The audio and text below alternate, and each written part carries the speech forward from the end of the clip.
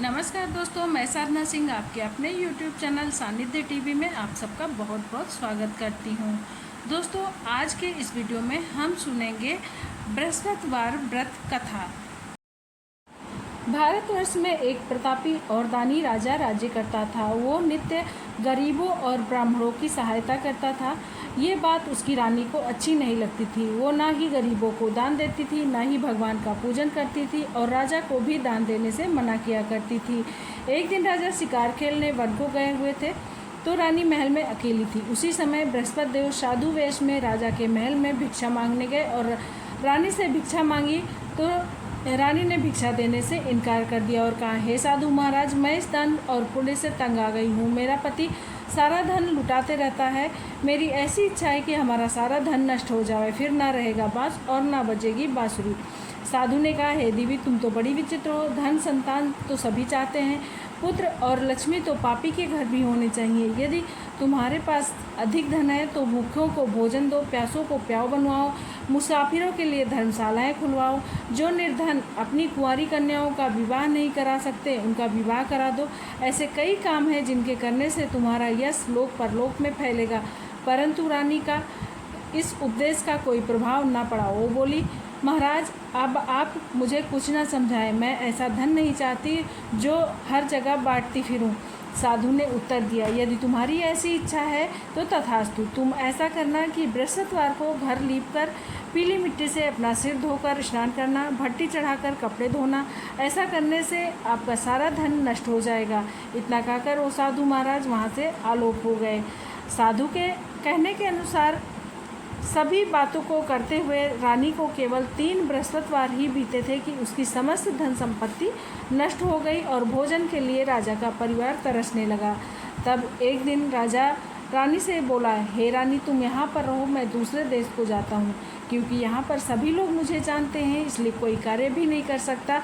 देश चोरी परदेश भी बराबर है। इसलिए ऐसा कहकर राजा परदेश चला गया। वहाँ जंगल में से लकड़ी काट कर लाता और शहर में बेचता। इस तरह जीवन व्यतीत करने लगा। इधर राजा के घर से जाते ही रानी और दासी दुखी रहने लगे। एक बार जब रानी और दासी को 7 दिन बिना भोजन के रहने पड़ा तो रानी ने अपनी दासी से कहा, हे दासी, यहाँ पास ही के नगर में मेरी बहन रहती है। वो बड़ी धनवान है। तू उसके पास जा और कुछ मांग के ले आ, ताकि थोड़ी बहुत गुजर बसर हो जावे। दासी रानी की बहन के पास गई। उस दिन गुरुवार था। रानी की बहन उस समय बृहस्पतिवार व्रत कथा सुन रही थी। दासी ने रानी की बहन को अपनी रानी का संदेश दिया, लेकिन रानी की बड़ी बहन ने कोई उत्तर नहीं दिया। जब दासी को रानी की बहन से कोई उत्तर नहीं मिला तो वो बहुत दुखी हुई और उसे क्रोध भी आया।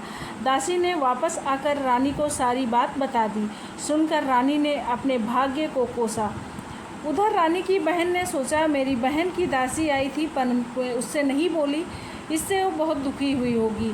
कथा को सुनकर और पूजन समाप्त करके वो अपनी बहन के घर आई और कहने लगी, हे बहन, मैं बृहस्पतिवार का व्रत कर रही थी। तुम्हारी दासी मेरे घर आई थी, परंतु जब तक कथा होती है तब तक न उठते हैं और न बोलते हैं, इसलिए मैं ना बोली। कहो दासी, क्यों गई थी? रानी बोली, बहन, तुमसे क्या छिपाऊं, हमारे घर में खाने तक को अनाज नहीं था। ऐसा कहते कहते रानी की आंखें भर आई। उसने दासी समेत पिछले 7 दिनों से भूखे रहने की बात अपनी बहन को विस्तार पूर्वक सुना दी। रानी की बहन बोली, देखो बहन, भगवान बृहस्पति देव सबकी मनोकामना पूर्ण करते हैं। देखो, शायद तुम्हारे घर में अनाज रखा हो।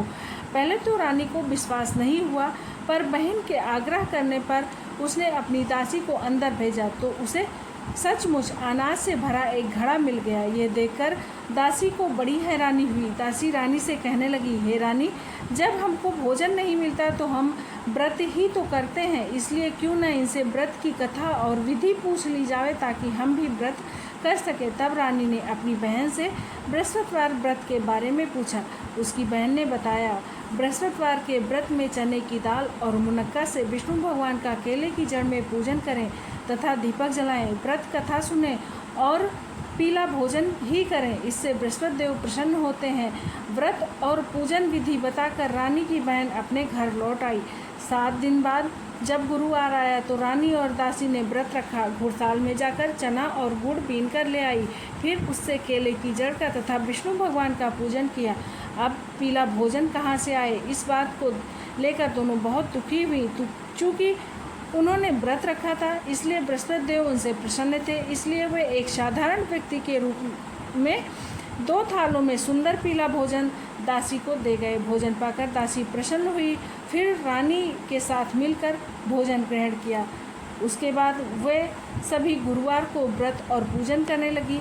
बृहस्पति भगवान की कृपा से उनके पास फिर से धन संपत्ति आ गया, परंतु रानी फिर से आलस्य करने लगी। तब दासी बोली, देखो रानी, तुम पहले भी इसी प्रकार से आलस्य करती थी, तुम्हें धन के रखने में कष्ट होता था, इस कारण सभी धन नष्ट हो गया था। अब जब भगवान बृहस्पति की कृपा से धन मिला है तो तुम्हें फिर आलस्य होता है। रानी को समझाते हुए दासी कहने लगी कि बड़ी मुसीबतों के बाद हमने धन पाया है, इसलिए हमें दान पुण्य करना चाहिए। भूखे मनुष्यों को भोजन करवाओ और धन को शुभ कार्यों में खर्च करो, जिससे तुम्हारे कुल का यश बढ़ेगा, स्वर्ग की प्राप्ति होगी और पितृ प्रसन्न होंगे। दासी की बात मानकर रानी अपना धन शुभ कार्यों में खर्च करने लगी। इससे पूरे नगर में उसका यश फैलने लगा। एक दिन राजा दुखी होकर जंगल में एक पेड़ के नीचे आसन जमा कर बैठ गया। वो अपनी दशा को याद करके व्याकुल होने लगा। बृहस्पतिवार का दिन था। एकाएक उसने देखा कि निर्जन वन में एक साधु प्रकट हुए जो स्वयं बृहस्पति देवता थे। लकड़हारे के सामने आकर बोले, हे लकड़हारे, इस सुनसान जंगल में तुम किस चिंता में मग्न बैठे हो। लकड़हारे ने दोनों हाथ जोड़कर प्रणाम किया और उत्तर दिया, महात्मा जी, आप सब कुछ जानते हैं, मैं क्या कहूँ। ये कहकर वो रोने लगा और साधु को अपनी आत्मकथा सुनाई।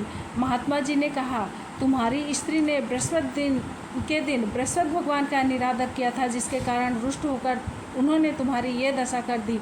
अब तुम चिंता मत करो, मेरे कहने पर चलो, तुम्हारे सब कष्ट दूर हो जाएंगे और भगवान पहले से भी अधिक संपत्ति देंगे। तुम बृहस्पति के दिन कथा किया करो, 2 पैसे के चने मुनक्का लाकर उसका प्रसाद बनाओ और शुद्ध जल से लोटे में शक्कर मिलाकर अमृत तैयार करो। कथा के पश्चात अपने सारे परिवार और सुनने वाले प्रेमियों में अमृत व प्रसाद बांटकर आप भी ग्रहण करो। ऐसा करने से भगवान तुम्हारी सभी मनोकामनाओं को पूर्ण करेंगे। साधु के ऐसे वचन सुनकर लकड़हारा बोला, हे प्रभु, मुझे लकड़ी बेचकर इतना पैसा नहीं मिलता है जिससे मैं भोजन के उपरांत कुछ बचा सकूं। मैंने रात्रि में अपनी रानी को व्याकुल देखा है, मेरे पास कुछ भी नहीं है जिससे मैं उसकी खोज खबर मंगा सकूं। साधु ने कहा, हे लकड़हारे, तुम किसी बात की चिंता मत करो। बृहस्पति के दिन तुम रोजाना की तरह लकड़ियाँ लेकर शहर को जाओ, तुमको रोज से दुगना धन प्राप्त होगा, जिससे तुम भली भांत भोजन कर लोगे तथा बृहस्पति देव की पूजा का सामान भी आ जाएगा। इतना कहकर साधु देवता वहाँ से अंतर्ध्यान हो गए। धीरे धीरे समय व्यतीत होने पर फिर वही बृहस्पतिवार का दिन आया। लकड़हारा लकड़ी काटकर किसी शहर में बेचने गया। उसे उस दिन और दिन से अधिक धन मिला। राजा ने चना गुड़ आदि लाकर गुरुवार का व्रत किया। उस दिन से उसके सभी क्लेश दूर हुए, परंतु जब दोबारा गुरुवार का दिन आया तो बृहस्पतिवार का व्रत करना भूल गया। इस कारण बृहस्पति भगवान नाराज हो गए। उस दिन उस नगर के राजा ने विशाल यज्ञ का आयोजन किया था तथा शहर में घोषणा करा दी थी कि कोई भी मनुष्य अपने घर में भोजन न बनावे, आग न जलावे, समस्त लोग मेरे यहाँ भोजन करने आवे। इस आज्ञा को जो न मानेगा उसके लिए फांसी की सजा दी जाएगी। इस तरह की घोषणा संपूर्ण नगर में करवा दी गई। राजा की आज्ञा अनुसार शहर के सभी लोग भोजन करने गए, लेकिन लकड़हारा कुछ देर से पहुंचा, इसलिए राजा उसको अपने साथ घर लिवा ले गए और ले जाकर भोजन करा रहे थे तो रानी की दृष्टि उस कुटी पर पड़ी जिस पर उसका हार लटका हुआ था। वहाँ पर वो दिखाई नहीं दिया। रानी ने निश्चय किया कि मेरा हार इस मनुष्य ने चुरा लिया है। उसी समय सिपाहियों को बुलवाकर उसको कारागार में डलवा दिया। जब लकड़हारा कारागार में पड़ गया तो बहुत दुखी होकर विचार करने लगा, न जाने कौन से पूर्व जन्म के कर्म से मेरे लिए ये दुख प्राप्त हुआ है, और उसी साधु को याद करने लगा जो कि जंगल में मिला था। उसी समय तत्काल बृहस्पति देव साधु के रूप में प्रकट हुए और उसकी दशा को देखकर कहने लगे, अरे मूर्ख, तूने बृहस्पति देव की कथा नहीं कही, इस कारण तुझे दुख प्राप्त हुआ है। अब चिंता मत कर, बृहस्पतिवार के दिन कारागार के दरवाजे पर 4 पैसे पड़े मिलेंगे, उसी तो बृहस्पति देव की पूजा करना, तेरे सभी कष्ट दूर हो जाएंगे। बृहस्पति के दिन उसे 4 पैसे मिले। लकड़हारे ने कथा कही। उसी रात्रि को बृहस्पति देव ने उस नगर के राजा को स्वप्न में कहा, हे राजा, तुमने जिस आदमी को कारागार में बंद कर दिया है वो निर्दोष है, वो राजा है, उसे छोड़ देना। रानी का हार उसी खूंटी पर लटका हुआ है, अगर तू ऐसा नहीं करेगा तो मैं तेरे राज्य को नष्ट कर दूंगा। इस तरह के रात्रि के स्वप्न को देखकर राजा प्रातःकाल उठा और खूंटी पर हार टंगा देकर लकड़हारे को बुलाकर क्षमा मांगी तथा लकड़हारे को योग्य सुंदर वस्त्र आभूषण देकर विदा कर दिया। बृहस्पति देव की आज्ञा अनुसार लकड़हारा अपने नगर को चल दिया। राजा जब नगर निकट पहुंचा तो उसे बड़ा आश्चर्य हुआ। नगर में पहले से अधिक बाग, तालाब, कुएं तथा बहुत सी धर्मशाला मंदिरात बन गए थे। राजा ने पूछा, ये सब किसका बाग और धर्मशाला है? तब नगर के सब लोग कहने लगे, ये सब रानी और बांदी के हैं। तो राजा को आश्चर्य हुआ और गुस्सा भी आया। जब रानी ने खबर सुनी कि राजा आ रहे हैं तो उन्होंने बांदी से कहा, हे दासी, देख, राजा हमको कितनी बुरी हालत में छोड़ गए थे। वो हमारी ऐसी हालत देखकर लौट न जाए, इसलिए तू दरवाजे पर खड़ी हो जा। आज्ञानुसार दासी दरवाजे पर खड़ी हो गई। राजा आए तो उन्हें अपने साथ घर लिवा ले गई। तब राजा ने क्रोध करके अपनी तलवार निकाली और रानी से पूछा कि ये धन तुम्हें कैसे प्राप्त हुआ? तब रानी ने कहा, हमें ये सब धन बृहस्पति देव के इस व्रत के प्रभाव से प्राप्त हुआ है। राजा ने निश्चय किया कि 7 रोज बाद तो सभी बृहस्पति देव का पूजन करते हैं, परंतु मैं प्रतिदिन दिन में 3 बार कहानी कहा करूँगा और रोज़ व्रत किया करूँगा। अब हर समय राजा के दुपट्टे में चने की दाल बंधी रहती थी तथा दिन में 3 बार कहानी कहता। एक रोज़ राजा ने विचार किया, चलो अपनी बहन के यहाँ हो आवें। इस तरह निश्चय कर राजा घोड़े पर सवार होकर अपनी बहन के यहाँ चलने लगा। मार्ग में उसने देखा कि कुछ आदमी एक मुर्दे को लिए जा रहे हैं। उन्हें रोककर राजा कहने लगा, अरे भाइयों, मेरी बृहस्पति देव की कथा सुन लो। वह बोले, लो, हमारा तो आदमी मर गया है, इनको अपनी कथा की पड़ी है। परंतु कुछ आदमी बोले, अच्छा कहो, हम तुम्हारी कथा भी सुनेंगे। राजा ने दाल निकाली और जब कथा आधी हुई कि मुर्दा हिलने लगा और जब कथा समाप्त हो गई तो राम राम करके मनुष्य उठ खड़ा हुआ। आगे मार्ग में उसे एक किसान खेत में हल चलाता मिला।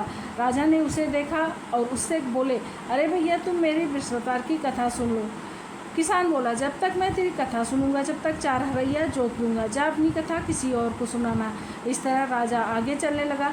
राजा के हटते ही बैल पछाड़ खाकर गिर गए तथा किसान के पेट में बड़ी जोर का दर्द होने लगा।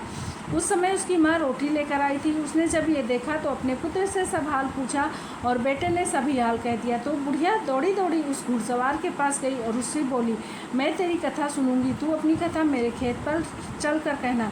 राजा ने बुढ़िया के खेत पर जाकर कथा कही, जिसके सुनते ही बैल खड़े हो गए तथा किसान के पेट का दर्द बंद हो गया। राजा अपनी बहन के घर पहुंचा। बहन ने भाई की खूब मेहमानी की। दूसरे रोज प्रातःकाल राजा जगा तो देखने लगा कि सब लोग भोजन कर रहे हैं। राजा ने अपनी बहन से कहा, ऐसा कोई मनुष्य हो जिसने भोजन न किया हो, मेरी बृहस्पतिवार की कथा सुन ले। बहन बोली, हे भैया, ये देश ऐसा ही है, यहाँ पहले लोग भोजन करते हैं, बाद में अन्य काम करते हैं। अगर कोई पड़ोस में हो तो देखाऊं। ऐसा कहकर वो देखने चली गई, परंतु उसे ऐसा कोई व्यक्ति नहीं मिला जिसने भोजन ना किया हो। अतः वो एक कुम्हार के घर गई जिसका लड़का बीमार था। उसे मालूम हुआ उसके यहाँ 3 रोज से किसी ने भोजन नहीं किया है। रानी ने अपने भाई की कथा सुनने के लिए कुम्हार से कहा तो वो तैयार हो गया। राजा ने जाकर बृहस्पतिवार की कथा कही, जिसको सुनकर उसका लड़का ठीक हो गया। अब तो राजा की प्रशंसा होने लगी। एक रोज राजा ने अपनी बहन से कहा, हे बहन, हम अपने घर को जाएंगे, तुम भी तैयार हो जाओ। राजा की बहन ने अपनी सास से कही। सास ने कहा, हाँ चली जा, परंतु अपने लड़कों को मत ले जाना, क्योंकि तेरे भाई के कोई औलाद नहीं है। बहन ने अपने भैया से कहा, हे भैया, मैं तो चलूँगी पर कोई बालक नहीं जाएगा। राजा बोला, जब कोई बालक नहीं चलेगा तब तुम ही क्या करोगे?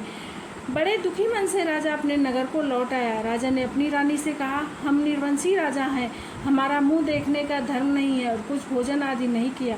रानी बोली, हे प्रभु, बृहस्पति देव ने हमें सब कुछ दिया है, हमें औलाद अवश्य देंगे। उसी रात्रि को बृहस्पति देव ने राजा से स्वप्न में कहा, हे राजा, उठ, सभी सोच त्याग दे, तेरी रानी गर्भ से है। राजा को ये बात सुनकर बड़ी खुशी हुई। 9वें महीने उसके गर्भ से एक सुंदर पुत्र पैदा हुआ। तब राजा बोला, हे रानी, स्त्री बिना भोजन के रह सकती है पर बिना कहे नहीं रह सकती। जब मेरी बहन आवे तो मुझसे कुछ मत कहना। रानी की बहन ने सुनकर हाँ कर दिया।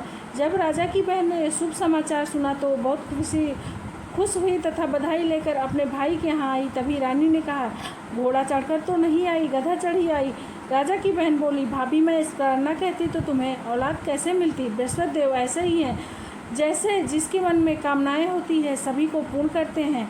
जो सद्भावना पूर्वक बृहस्पतिवार का व्रत करता है, एवं कथा पढ़ता है अथवा सुनता है और दूसरों को सुनाता है, बृहस्पति देव उसकी सभी मनोकामनाएं पूर्ण करते हैं। जैसी सच्ची भावना से राजा और रानी ने उनकी कथा का गुणगान किया तो उनकी सभी मनोकामनाएं बृहस्पति देव जी ने पूर्ण की। इसलिए सब कथा सुनने के बाद प्रसाद लेकर जाना चाहिए, हृदय से मनन करते हुए जयकारा बोलना चाहिए। बोलो विष्णु भगवान की जय, बृहस्पति देव की जय।